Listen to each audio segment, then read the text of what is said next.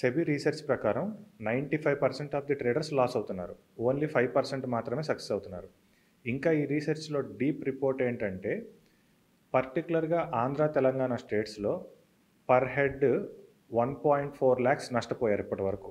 Per head. All over the ట్రేడర్స్‌లో on an average per head 1.4 lakhs నష్టపోయారు. ఉన్న మొత్తం ట్రేడర్స్‌లో యావరేజ్‌గా ఇంతమంది నష్టపోయారు. అవగాహన లేక లేపోతే వాళ్ళకే తెలుసని ఏదైనా ఇన్వెస్ట్ చేసి అలా చేశారంటారా? ట్రేడింగ్ చేసి? సోషల్ మీడియా ద్వారా ఏంటంటే స్టాక్ మార్కెట్ ట్రేడింగ్‌లో ఈజీ మనీ.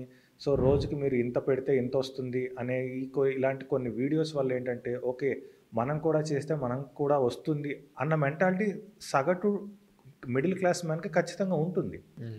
సో, ఆ ఉద్దేశంతో వాళ్ళేంటంటే ఒక చిన్న ఎక్స్‌ట్రా ఇన్‌కమ్ ఏదైనా జనరేట్ చేద్దాము. ఒక 10,000, 20,000 అన్నా జనరేట్ చేద్దాం అన్న ఉద్దేశంతో ఫస్ట్ ఎంటర్ అవుతారు.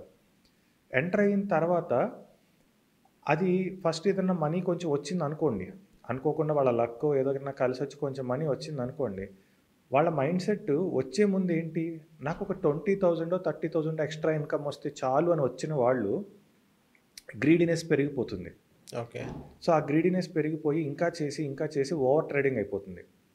ఈ ఓవర్ ట్రేడింగ్ అనేది ఎంతవరకు దారి తీస్తుందంటే, ఫస్ట్ నాకు ఆల్రెడీ ఒక సాలరీ ఉంది. దానికి అడిషనల్ ఇన్‌కమ్ తోడైతే నాకు కొంచెం బాగుంటుంది అని నేనొచ్చాను. చివరికి అది ఎలా అవుతుందంటే, నా సాలరీని కూడా తీసుకెళ్ళి దాంట్లోనే పెట్టాల్సిన పరిస్థితొస్తుంది.